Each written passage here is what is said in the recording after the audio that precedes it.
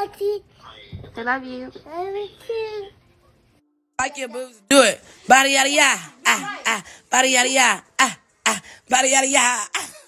She kept on saying, I don't want to die. And Shahruz Khan was one of the neighbors that stepped in to help Kenyatta Ogilvy's 17-year-old girlfriend after she was shot on Milroy Drive in Dumfries. We won't play you the disturbing video, but his Ring camera captured her screaming outside the townhome, followed by at least 9 gunshots, and then the yelling continued. you see 2 stretchers come out with 2 people, and one girl shows up. She's holding her stomach. Looks like I think she might have gotten shot there.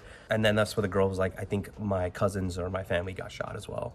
Inside the home, police found 4 more victims who had been shot in the basement, ranging from 3 to 16 years old.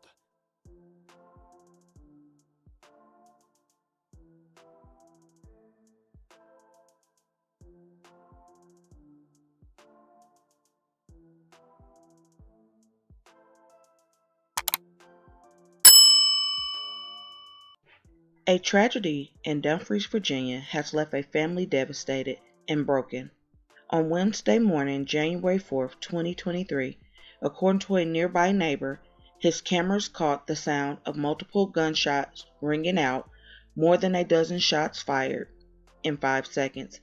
The neighbor would see a young lady laying on the ground with multiple gunshot wounds, crying out for help. However, that was not the worst of it. A few doors down, inside the townhome that the young lady came out of, was 4 more minors, including a 3-year-old, who were all shot as well. A few neighbors went over to the young lady bleeding out to see how they could help until the police arrived. While helping to give first aid, the young lady was asked what happened, and she was able to say her boyfriend shot everybody and repeated it over and over. By this point, the officers had pulled up and asked for a description, and she said black pants and brown Timberlands as a description. According to authorities, Kenyatta Lee Oglesby, 20, the boyfriend to one of the victims, shot his 17-year-old girlfriend in the front of the home in Prince William County, Virginia. Authorities said there was a domestic dispute, and a family friend said it was over a government-issued subsidy card used to buy food, and that the argument started on Tuesday night. Police said Oglesby had been staying at the townhouse recently, and court records show he had failed to show up for a D.C. court hearing in a weapons case in October, and a warrant had been issued for his arrest. When police entered the residence, they would find 4 other victims inside the residence. The youngest that was shot, Journey Carroll, was only 3 years old, and sadly is the only one who passed away. Those struck included 2 17-year-olds, a 16-year-old, and a 14-year-old. Another 14-year-old was also in the house, but unharmed. I did find the young people's names, but because they are minors and are fighting for their lives, I will not give them. 3 of the girl victims, who did survive, were all Journey's sisters, and 1 other person was her uncle, according to the family. Sadly, this all comes on the heels of the family still trying to heal after the 4 girl victims' mother passed away unexpectedly on September 12, 2022.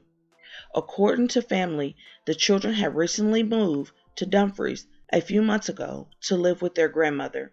At the time of the incident, around 11 in the morning, the kids' grandmother was at work, and the kids were not at school because they were still in the process of getting into new schools after the passing of their mother. But 1 victim was in an online school from home.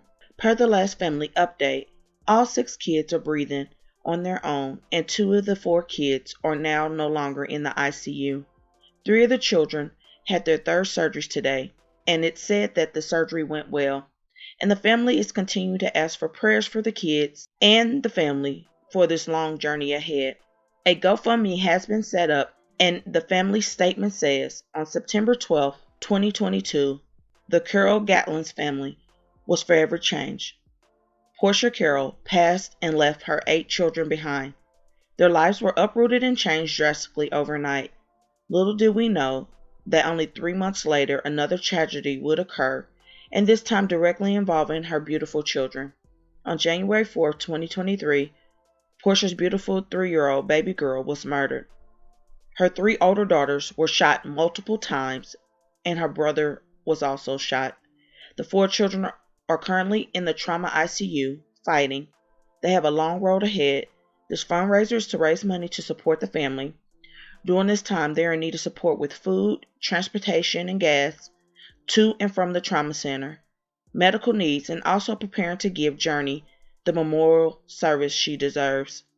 To honor her memory and say their goodbyes, we will post updates as they come. If you would like to donate to the family, I will link the GoFundMe in the description below. The alleged suspect, Kenyatta Oglesby, was apprehended and was charged with 1 count of murder, 4 counts of aggravated malice wounding, and 5 counts of using a firearm in the commission of a felony, according to the Prince William County Police. Amy Ashworthy, the top prosecutor in Prince William County, said that because of the victim's age, the case is being handled at the outset in the county's juvenile and domestic courts, where Oglesby made an initial appearance and was ordered held without bond pending a preliminary hearing March 23rd. It was not immediately clear whether he had entered pleas to the charges or is being represented by a lawyer. Ashworthy declined any further comment. Authorities said Oglesby, who was arrested near the scene of the attack, had been dating the 17-year-old girl. We are getting new details tonight about a D.C. man charged with murder for the senseless shooting of 5 children in Dumfries yesterday. This happened at a home on Milroy Drive. A 3-year-old girl is dead and 4 other teens are critically injured. 20-year-old Kenyatta Oglesby made his first appearance in a Prince William County court today. Police say he was staying at that home and he got into a fight with his girlfriend, and then he shot her. And then he shot 3 of her siblings. Rafael Sanchez Cruz has been following this story since yesterday. I paused Rafael a bit as I was reading that because it's so devastating to hear the details. And I'm curious about what you've learned about the suspect. Let's see, it's the same sentiment that we hear from neighbors here, and we're hearing that Kenyatta Oglesby was arraigned this morning in Prince William County Court, where tonight he's being held without bond. Now, he has been provided counsel. Among the charges that he is facing, second-degree murder for the death of that 3-year-old little girl. Speaking anonymously, because the investigation is ongoing, a law enforcement officer also confirmed that Oglesby and the girl had an argument about a financial matter that started Tuesday night into Wednesday morning and turned into a shooting. The law enforcement officials said investigators think that Oglesby shot the 4 wounded victims in the basement of the house and that the 17-year-old girl ran outside before being shot in the parking lot. One of the wounded teenagers wears hearing aids and was shot while sleeping, according to a family friend. And she would go on to say that 3-year-old Journey was the sweetest, chubby-faced, angelic-looking baby and had the sweetest spirit. The neighbor who heard it all and stated that he knew little about the young people who were shot, but they had a lot of get-togethers, like everyone else does. However, there was no trouble, and recently he saw a lot of teenagers going in and out, but not too many. But there was no problems. This is definitely downright sad and tragic, especially over an EBT card for food, allegedly. Where is the problem-solving resolution? What are we doing as parents to make sure our kids know how to handle conflict? What are we teaching our daughters and sons about their value and worth? The tragedy this family has faced is so gut-wrenching. My personal question is, why was this 20-year-old allegedly able to stay or live in a house with multiple young people? Because he dated one of the teenagers. My thoughts and my prayers are with the family, and I pray for quick healing for the 4 teens that are still in the hospital. Please leave your thoughts on this in the comments below. And as always, remember to stay woke. Things change quickly.